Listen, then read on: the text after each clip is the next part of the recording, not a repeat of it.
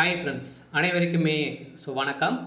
இந்த வீடியோவில் நம்ம எதை பற்றி பார்க்க போகிறோம் அப்படின்னு பார்த்தீங்கன்னா, தங்க நகைக்கடன் வாங்குபவர்களுக்கெல்லாம் இருக்கக்கூடிய ஒரு புதிய மாற்றத்தை பார்த்தீங்கன்னா ரிசர்வ் வங்கி வெளியிட்டிருக்காங்க. அனைவருமே பார்த்தீங்கன்னா வங்கியின் மூலமாக வங்கிகள் அதே மாதிரி வங்கி சாராத நிறுவனங்களில் அனைவருமே நகைக்கடன் வாங்கியிருப்பீங்க. அதே மாதிரி பார்த்தீங்கன்னா நகைக்கடன் வாங்கியவர்களுக்கெல்லாம் பார்த்தீங்கன்னா அதிரடியான ஒரு திடீர் மாற்றம் பார்த்தீங்கன்னா கொண்டு வந்திருக்காங்க. பார்த்தீங்கன்னா ஒரு முக்கிய தகவல் பார்த்தீங்கன்னா ரிசர்வ் பேங்க் வங்கி வெளியிட்டிருக்கு. இந்த மாற்றத்தை பற்றி இந்த வீடியோவில் நம்ம முழுமையாக பார்க்கலாம். அதுக்கு முன்னாடி நம்ம சேனலுக்கு இப்போ தான் நீங்கள் முதல் முறையாக வந்திருக்கீங்க அப்படின்னா மறக்காமல் நம்மளுடைய சேனலை சப்ஸ்கிரைப் பண்ணி சப்போர்ட் பண்ணுங்கள். வாங்க வீடியோக்குள்ளே போகலாம். பார்த்தீங்கன்னா ஏற்கனவே அக்டோபர் 1ஆம் தேதியில் பார்த்தீங்கன்னா ஒரு சில ரூல்ஸுகள்லாம் ரிசர்வ் பேங்க் வெளியிட்டு இருந்தாங்க.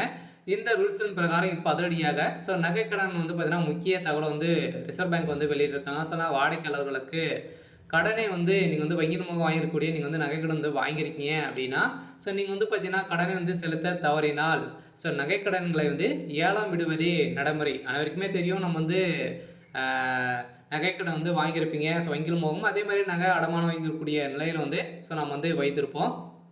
அதில் நம்ம நகைக்கடன் விட்டு நம்ம வட்டியும் கட்டாமல் முதலும் கட்டாமல் பார்த்தீங்கன்னா நம்ம ஒரு 2-3 வருடங்கள் ஆகிருக்கும். இந்த நிலையில் இந்த நகைகளெல்லாம் பார்த்தீங்கன்னா அந்த உரிமையாளர் நகை கடை ஊழியர் பார்த்தீங்கன்னா நம்மளுக்கு ஒரு ரசீது அனுப்புவாங்க. அந்த ரசீதுக்கு நாம் அந்த நகையை பார்த்தீங்கன்னா நம்ம திரும்ப மீட்டெடுக்காமல் முடியாத நிலையில் அவங்க பார்த்தீங்கன்னா நிறைய அந்த நகை நிறைய இப்போ போகிற ரேட்டுக்கு பார்த்தீங்கன்னா விட்டுருவாங்க. அதாவது நிறைய லாபம் பார்க்கக்கூடிய நிலையில் இருக்குது.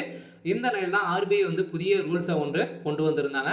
இந்த நகைகள் அனையுமே பார்த்தீங்கன்னா அதற்கு முன்னுரிமை அதற்கு உரிமையாளரிடம் முறையான அறிவிக்க வேண்டும். அதே மாதிரி இருப்பு விலை நகையின் மதிப்பில் 90% இருக்க வேண்டும். 2 ஏலங்கள் தோல்வியற்ற பிறகு இருப்பு விலையோட 85% ஆக குறைக்கலாம். ஏலத்தில் கூடுதலாக கிடைக்கும் தொகையை 7 நாட்களுக்குள்ள கடன் வாங்கியரிடம் கொடுக்க வேண்டும் அப்படின்ற மாதிரி பார்த்தீங்கன்னா அதிரடியான ஒரு ரிசர்வ் பேங்க் பார்த்தீங்கன்னா ஒரு புதிய அறிவிப்பை கொண்டு வந்திருக்காங்க. பார்த்தீங்கன்னா நம்ம நகை வைத்து நம்ம அமௌண்ட்டு கட்ட முடியாமல் விட்டுருவோம். அது ஏலத்துக்கு போயிடும். அந்த ஏலத்தில் அவங்க விட்டுருவாங்க. பார்த்தீங்கன்னா அந்த ஏலத்தில் அதிகமாக விற்கப்பட்டால் அந்த அமௌண்ட்டை பார்த்தீங்கன்னா 7 நாட்களுக்கு நம்மளுக்கு அவங்க அமௌண்ட் கொடுக்கணும். அப்படி கொடுக்கல அப்படின்னா ஒவ்வொரு நாளைக்கும் 5000 ரூபாய் பார்த்தீங்கன்னா அவங்க அபராத தொகையாக இந்த நகையினுடைய உரிமையாளருக்கு அவங்க கொடுக்கணும் அப்படின்ற மாதிரி புதிய ரூல்ஸை ஆர்பிஐ கொண்டு வந்திருக்காங்க. மீதி இருக்கக்கூடிய நிறைய விதமான ரூல்ஸுகளும் இந்த மந்தில் பார்த்தீங்கன்னா நம்மளுக்கு கொடுத்துருக்காங்க. என்னென்ன நகை வாங்குறவர்களுக்கெல்லாம் பார்த்தீங்கன்னா ஒரு சாக்கடிக்கூடிய விதத்தில் ஒரு மிகப்பெரிய அறிவிப்பெல்லாம் வந்திருக்கு. இதை பற்றி இந்த வீடியோவில் நம்ம முழுமையாக பார்க்கலாம். தங்கம் வாங்குவதற்கு கடன் கிடையாது. அதே மாதிரி பார்த்தீங்கன்னா ஆர்பிஐ வெளியிட்ட அறிவிப்பால் மக்கள் ஒரு மிகப்பெரிய ஷாக் ஆயிருக்காங்க. தங்க நகையின் தொடர்பாக விதிமுறைகளை இந்திய ரிசர்வ் வங்கி பல முக்கியமான மாற்றங்கள் அறிவிக்கப்பட்டுள்ளது. இந்த கடன் வாங்குவர்களுக்கு பாதுகாப்பாகவும் சந்தையில் வெளிப்படைத்தன்மையை அதிகரிக்கும் விதமாகவும் கொண்டு வர உள்ளது. இந்த புதிய வழிகாட்டுதலின் அடிப்படையில் அக்டோபர் 1ஆம் தேதி முதல் நடைமுறைக்கு வந்துள்ள நிலையில் இதில் சில கட்டுப்பாடுகள் கடினமான இருப்பதால் வாடிக்கையாளருக்கு பாதுகாப்பை உறுதி செய்யும் பல நல்ல அம்சங்கள் உள்ளன. இருந்தாலுமே நகைக்கடன் வாங்குவதில் பல முக்கிய மாற்றங்கள் கொண்டு வந்திருக்காங்க. இதனால் தங்க நகைக்கடன் இனி கடன் கிடையாது. நீங்கள் நகை கடன் வாங்குறீங்க, நகை வாங்குறீங்க அப்படின்னா அதுக்கான கடன் உங்களுக்கு வழங்கப்படாது அப்படின்ற ஒரு புதிய ரூல்ஸை கொண்டு வந்துட்டாங்க. அதே மாதிரி பார்த்தீங்கன்னா இனிமேல் வங்கிகளிலும் மற்றும் வங்கி அல்லாத நிதி நிறுவனங்கள் நகைகள், தங்க நாணயங்கள், தங்க பாத்திரங்கள் அல்லது தங்க சார்ந்த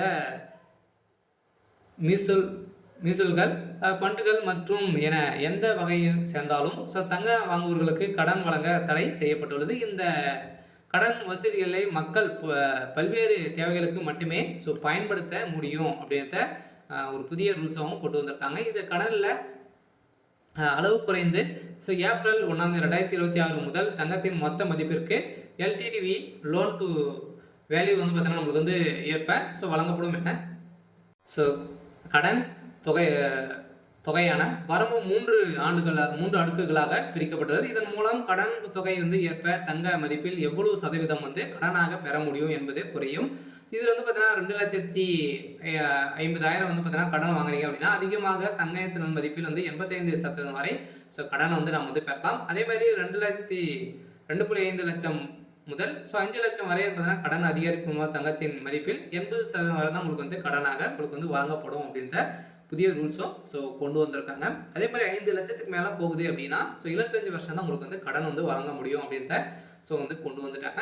அதெல்லாம் உங்களிடம் வந்து பார்த்தீங்கன்னா ரூபாய் 1 லட்சம் மதிப்புள்ள தங்கம் வந்து இருந்தது. நீங்கள் 2,50,000 லட்சம் வரை வந்து கடன் வரம்புக்குள் ஸோ வந்தால் உங்களுக்கு 85 ரூபாய் கடன் வந்து பார்த்தீங்கன்னா உங்களுக்கு வந்து கிடைக்கும் அப்படின்ட்டு ஸோ கொண்டு வந்திருக்காங்க. சொல்ல இந்த ரூல்ஸின் பிரகாரம் பார்த்தீங்கன்னா அதிரடியாக நிறைய விதமான மாற்றங்கள்லாம் வந்து இதில் வந்து கொண்டு வந்திருக்காங்க.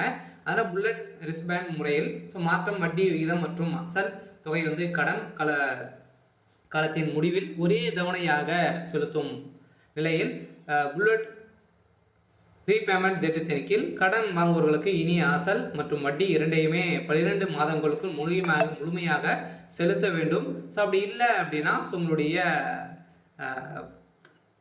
முன்பு இருந்தபடி வட்டி தொகையை மட்டும் செலுத்திவிட்டு கடனை வந்து மீண்டும் புதுப்பிக்கும் முறை வந்து ரினியூல் செய்யும் முறை வந்து ஸோ தடை செய்யப்பட்டுள்ளது. இந்த கடன் காலம் வந்து தாண்டுவதை தடுக்கும் ஒரு முக்கிய நடவடிக்கையாகும். இந்த நடவடிக்கையின் அடிப்படையில் தான் இப்போ தங்கத்தை திரும்ப ஒப்படைப்பதில் அபராதம் கடன் முழுமையாக அடைக்கப்பட்டவுடன் ஸோ அடகு வைத்த தங்கத்தை அதே நாளிலே அல்லது அதிகபட்சமாக 7 வேலை நாட்களுக்குள்ளே கடன் கொடுத்த நிறுவனம் திரும்ப ஒப்படைக்க வேண்டும். அவ்வாறு செய்ய தவறினால் தாமதமாகும் ஒவ்வொரு நாளைக்குமே 5 ரூபாய் அபராதம் விதிக்கப்படும். இந்த நடவடிக்கை கடன் வாங்குவோர்களின் நலனை பாதுகாக்கும் வகையில் தான் ரிசர்வ் பேங்க் வந்து கொண்டு வந்திருக்காங்க.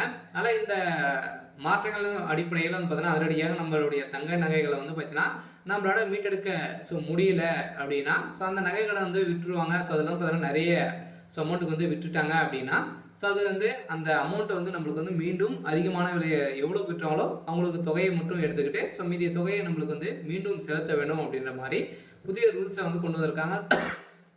ஸோ இந்த ரூல்ஸுக்கெல்லாம் பார்த்தீங்கன்னா ஸோ வங்கிகளுக்கு ஸோ அனைத்துக்குமே வந்து பொருந்தும். வங்கி அல்லது வங்கி அல்லாத நிறுவனங்கள் நிறைய இருக்கு இல்லையா, ஸோ அடகு கடையெல்லாம் வந்து இருக்குது. அந்த வங்கிகள் அனைத்துக்குமே வந்து ஸோ இது வந்து பொருந்தும். ஸோ பார்த்தீங்கன்னா நிறைய அடகு கடையெல்லாம் வந்து வைத்து அனைவருமே மக்கள் வந்து நிறைய பேர் வந்து பின்னாடி வந்து ஏற்படுத்தியிருக்காங்க. இந்த நிலையை தான் ஒரு மக்களை அனைவருமே காப்பாற்றும் விதத்தில் ரிசர்வ் பேங்க்கு புதிய மாற்றங்கள் கொண்டு வந்திருக்காங்க.